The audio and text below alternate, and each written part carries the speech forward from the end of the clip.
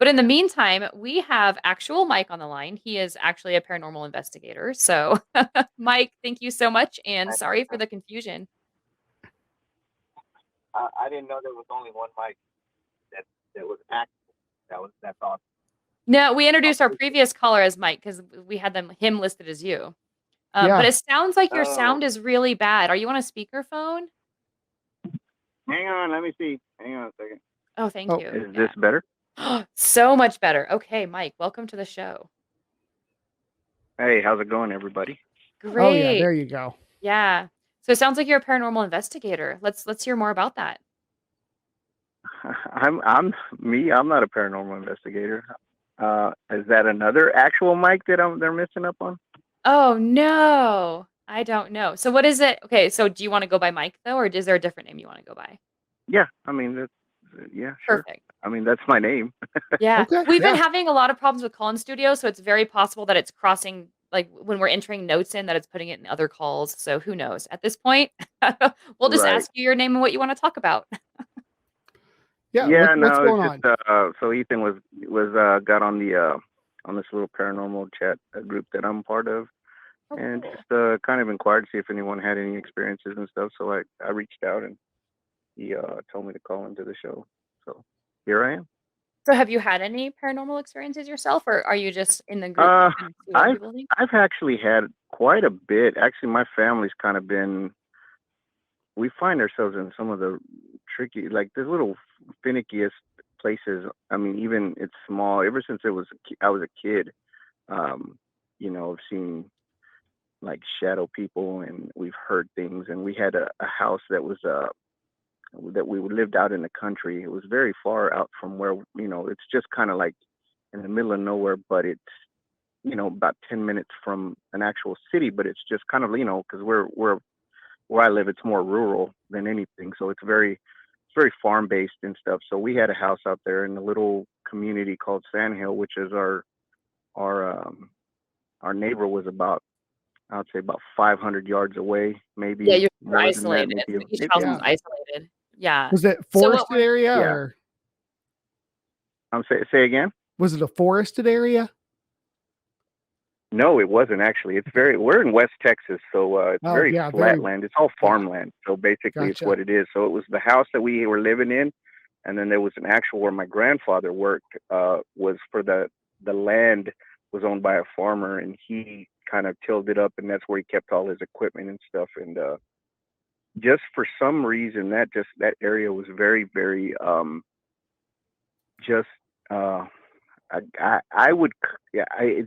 it was very just dead, if you want to call it that. Like even to this day. Yeah. So let's get shadow people. What is a shadow? What are shadow people? Well, that's exactly what it is. We'd see them like on occasion. We'd see shadow of someone. We'd be watching TV, and you could see someone like peeking in through the back outside of the window. I experience that all the time. Yeah, that's not even. Yeah, you could see that, and then it was multiple times actually. Well, my family members, multiple people in my family saw it. My aunt used to see that. So the house itself was just alone, and then next to it was like a little carport, like beat up old carport where my grandfather used to keep his tools and stuff, and it was open, so it wasn't like it was like a little shed thing with no doors. It was just open. And just a little cover, and she would pull in, and on different occasions, she would see a shadow person running from the, and there was literally nothing in the background. Like we didn't have a backyard. It was all field. Like, I mean, you could tell, take a big empty lot, a field of acres and acres of land, put a house in the middle of it with a shed on the side. And then right there on the side of the road with nothing around us, but our neighbors, 500-600 yards down the to the left, and that was it. Literally, that's the only people we had on that. It was a farm road, so picture just an old rural farm road, and that's exactly what it was. And we would see them on multiple occasions. We had a. When you say we, how many people is this? How many people witnessed them? Say that again. When you say we, how many different people witnessed these shadow people? Well, it was myself. I was a kid at the time. My grandmother, my aunt, who is she's in her 50s now, and then of course my aunt, who's a little older, probably in her 60s. And it was like a multi-generational household. There was This is what it sounds like. Yeah. Yes, it was a lot. And I started to think about this after a while when I got older. I'm 45 now.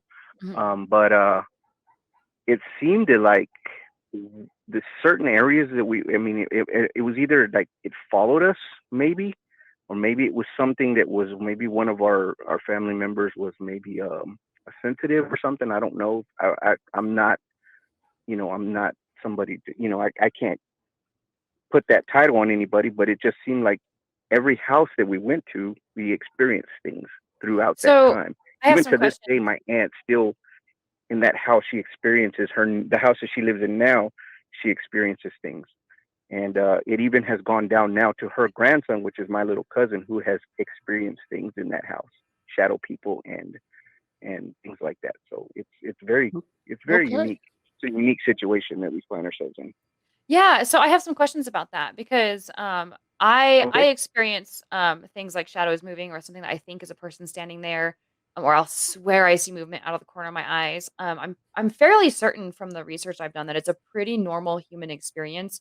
That our brains are pretty flawed and that we can have these experiences where we perceive something to be there when there Especially in your isn't. peripherals. Yeah, and also to anthropomorphize it, which is to take something that may actually be there or maybe a figment of your imagination and to give it sort of like this human or intelligent sort of characteristic. Pareidolia. So, is that what it's called? Yeah, or it's like Oh, where cool. you Well, see. So like if you can't, your brain will fill in the blanks at the edge of your peripherals, Yes. and you will make a human shape out of that. Your brain will before it even gets to where you conceptualize it. It's kind of crazy. But Yeah. So, and I think it's pretty common. What I have noticed is that when you get groups of people who tend to be more tend to be more okay with believing in the supernatural and they all tend to talk about it, that they kind of hype each other up. And so then this experience that, say, a skeptic or a non-believer would describe as just a function of their brain or misunderstanding. yeah, Instead, yeah. you get a group of people who are like, no, So, we've all experienced it. We've all had the same experience. And they start to sort of justify or like verify. feed into each Um, other a bit. Yeah. yeah. And that's not to make any so I'll give you an accusations against example here. you. I'll give you an example of something that's not shadow person related. Okay. Okay, so Okay. that specific house that we're talking about, right? So there's a basement in there, right? And my uncle, at time, two of my uncles at different periods of times used to stay down there. Now that was a creepy place for me because, of course, it's a basement, but they were very much into like the Fangora kind of magazines and stuff like that, and all this, the black metal, death metal, whatever you want to call it. So they were into that kind of stuff. So I remember I'd go downstairs sometimes, and I went down there once looking for my uncle, and of course the first thing I stumbled upon was a little coffee table with a bunch of magazines, and of course one was wide open, and it was like the scary face, uh Mm-hmm. Nosferatu, if you want to call it, whatever. Sure. So Yeah. that scars me as a kid. I'm looking up there. But so here's something that it's kind of like it's a little different branch of what shadow people. We did see that stuff a lot. But so me and my grandmother were in the and I still remember this, like, and I was a kid and I still remember it like it was yesterday. So we're in the kitchen, and she's making some tortillas, and I'm sitting there, and and I'm watching, I'm coloring or something, doing something on the kitchen table, and then we hear something in the basement, like a glass jar break, like, I mean, Mhm. plain as day, like it was just out, like in the other room, it just just smashed, boom, and then you could just hear like a bunch of like dried something, like beans or something, just pouring out, right, just pouring onto the floor. And she was like, "Oh my goodness, the cats got in or something." She made some reference to the cats had gotten in because we had a bunch of Uh-huh. cats there, Oh, and sure. she was like, "Oh, the cats got in. They knocked over something," because she used to can food, and but it was like she'd put stuff in rice and stuff like that just to preserve it or whatnot, Oh, yeah. and Totally it following. just sounded like almost like a jar of jelly beans or gumballs or whatever you want to call it, but it was like if something smashed and it was on top of something and it was just all pouring down to the floor, right? Yeah. Um, I think we're so tracking. we Yeah. immediately went down Yeah. there. Yeah, so she goes and gets the broom and she gets the dustpan, and we're down there. She's like, "Okay, we'll make hey, don't make sure you get your shoes on because you don't want to cut your feet on any glass. Definitely. So we walked downstairs and there is nothing. Like all the jars are perfectly aligned. There's nothing there. I mean, there's no. We looked. I mean, the basement wasn't very huge. It wasn't big. It was very small. It was one room, which is my uncle stayed in. And we looked all over the place, and it was very, very, very unique. It's just weird because it was literally you could hear it. It was just it. So you heard something fall and shatter in the basement, but there was nothing down there. Yeah. And did both of you hear it, or did just completely neat and stuff? And say again.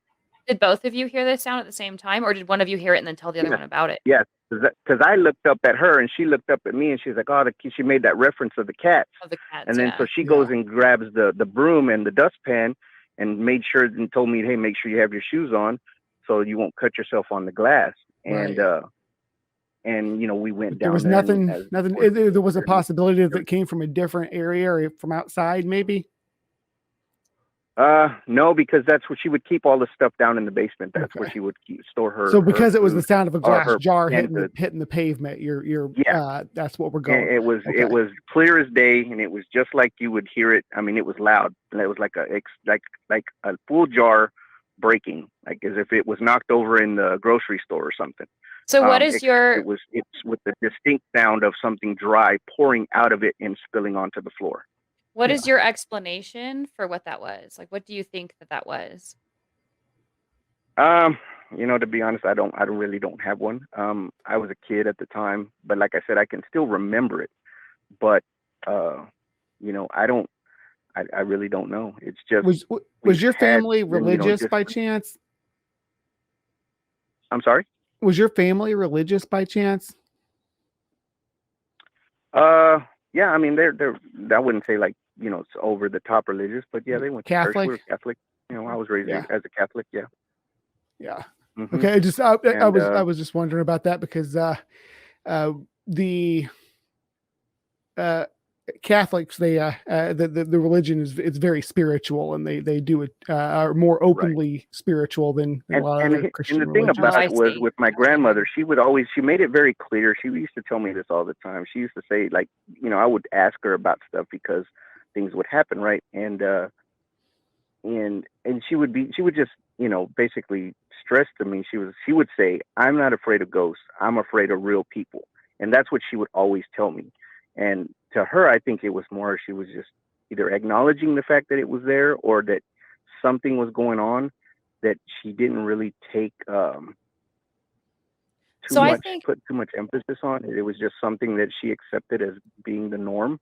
I think that goes back to what I was saying earlier, though, when I said, like, you know, when groups of people tend to all believe something, then when something happens, they're all more likely to justify or confirm what the others are believing and kind of hype each other up. So it sounds to me like if someone has a propensity to believe in spirits, then they're going to translate more things as being spirits or more things as being spiritual. And then if someone doesn't have a propensity to believe in spirits, or they just flat out don't, then they'll interpret something as either more unexplained or weird, or they'll go out and seek the answers like scientifically. And if they don't find the answers, they'll just leave it at, I don't know. Basically debunk everything or try to debunk it. Or try to, yeah. And if they can't, then they just leave it as, well, I don't know. Yeah, exactly.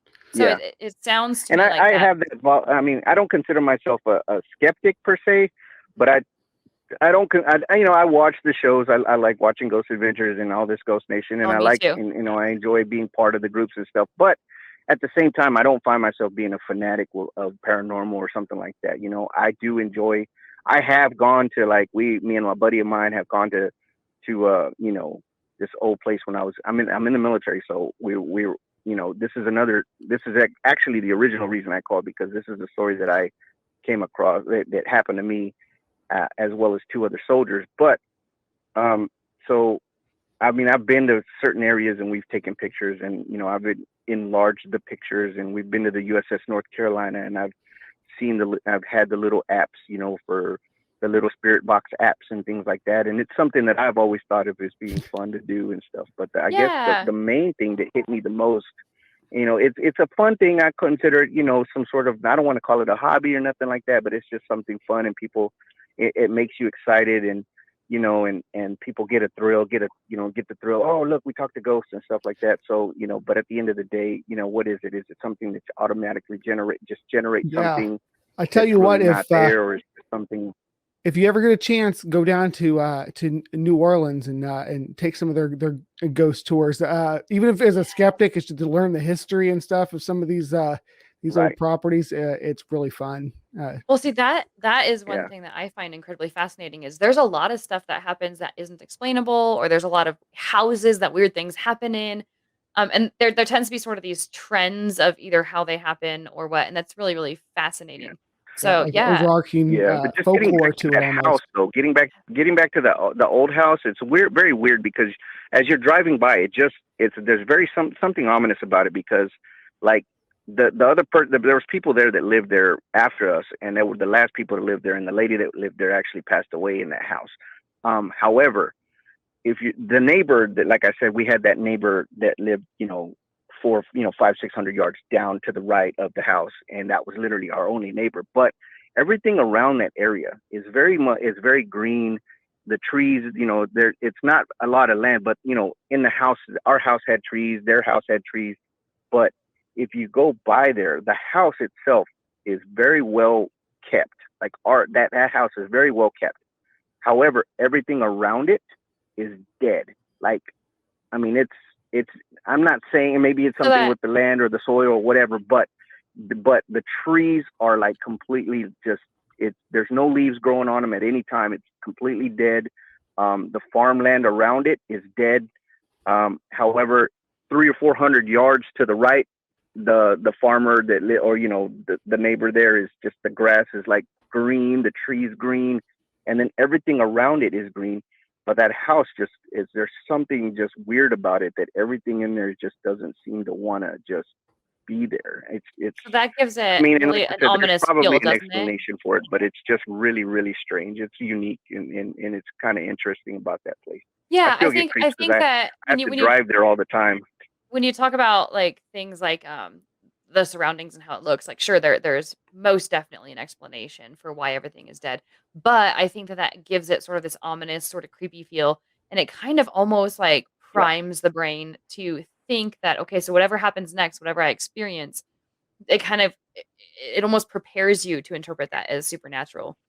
So it's interesting, like the shadow thing, Yeah, not too absolutely. compelling to me because that happens all the time. It's a well-documented phenomenon, but yeah, and the jar dropping, I have tons of questions like, well, are you sure you heard it from the basement? Are you sure you're not remembering it wrong? Things like that, like what BrainBug said, where it could have been like maybe somebody, like a next door neighbor, or somebody dropped something on a driveway or something. I don't know. There's avenues that we could go actually down. dealt with that a little bit when we had a caller that they called about coin drops, which is a supernatural phenomenon where a coin just suddenly hits the wall or hits the floor by you, and start talking about evaluating your environment a little bit better. But you were a child, from what I understand, when this happened, so maybe you weren't. And that's not. I'm not. I was about 10 years old. I guess you'd say I'm about 8, 9, something like that, maybe 10. But you could say something about, I would argue as far as the neighbors, because we didn't really have any. It was literally just a house alone, right, on a farmland and not much around it. But yeah, I mean, obviously there's things I've experienced that myself. I'm not saying that it's anything like that, but it's just something that I've kind of just grown accustomed to. My nephew does it all the time. He says that, oh, I see shadows here and there, and this is in my house where my grandmother passed away, and he says that there was a time that he was like, oh, hey, that's the house, and my mom was living in a house, and he would say that as a kid that my grandmother would be there watching him, babysitting him while he was playing, wow, while he was playing as a kid. And then my mom would be like, well, that's impossible. She was already passed away. She been passed away for almost 3 years. Ooh, and, so it's very weird. It's strange, and it's just like he really was very young. They probably didn't remember it. I don't know, but he would just say, "Yeah, Grandma used to sit there on this on for that all chair," my for and Mike and all our other callers out there. I just want to let you all know that these are my favorite types of ghost stories, where the person doesn't realize they were interacting with a ghost until after the fact, and someone tells them the person was dead. Those are my favorite kind of narrative. So if that happens to you, or that has ever happened to you, please call it. I want to hear about it. Yeah. So that's a here, whole nother. Well, I was gonna say now, we were just getting ready to wrap it because it's about the end of the show. So we can continue to talk for a little bit, but I don't want to get too far down a whole new story. Brian, what do you think? right. Like, do you want to take on this last story, or do you want to say maybe call in next time? What are you thinking in terms of? Well, we do have some things we need to get to, and we did we do have some people that we're going to be. If Ethan hadn't announced it yet, we're going to be. I think Laura's coming too. We're going to be in Discord for a few minutes after the show to engage with everybody. So that is on the table. We also we do want to thank the patrons that support what we do here. Yes, thank you, Brian. Yeah. And Laura, you go ahead and you can read that list off of all those wonderful people who give their donations to us. Yes. So thank you to the patrons. We have a pretty long list. I'm really excited about this. We have Cindy PLAZA, Kenneth Leonard, Kathy Leto, JumpandShoot, Oz, Secular Rarity, Chianti and Fava beans, which is my favorite. It's an awesome pop culture reference. Philip Leitch, Kaitlyn Beyond, Toast, Richard Gilliver, Sunset Sarge, and Skye. And if I butchered any of your guys' names, I deeply apologize. Sounds Just call like me out in chat and give me a hard time. I can take it. But yeah, thank you guys all for being patrons. Thank you for your support. I know Ethan appreciates it. And Mike, thank you for calling. That was a really good call. And there's a lot to talk about there. I've enjoyed hearing your stories tonight, Mike. And please feel free to call us back with that next story. We are probably going to go ahead and get wrapped up here. Hey, yeah, thanks, guys. I appreciate the opportunity. So, you'll want to hear this one. This was really cool. Yeah, I want to hear about. I think it was your nephew you said, and I want to hear about the military stuff, like the experiences you had in the military. So. Right. Yeah, lead with those. Yeah, that'd be cool. That's the one I initially was supposed to try to call again, and then I started kind of trying to give myself a backstory, and then it was just. And then we got you. We took your backstory, and we just stuck with it, and we kind of we're like, let's look at these shadow people and this jar. Yeah, well, we tend to do that. Fun, so you gotta be guys, patient. I appreciate it. You guys have a great night, and you too. Thank you. I'll let maybe Ethan can hit me up some other time, and we'll get it popping. Or you hit us up, anytime. Yeah, same time slot every Tuesday night. We're always up to talk about these kind of experiences. Always up to learn about them. So give us a call. Totally.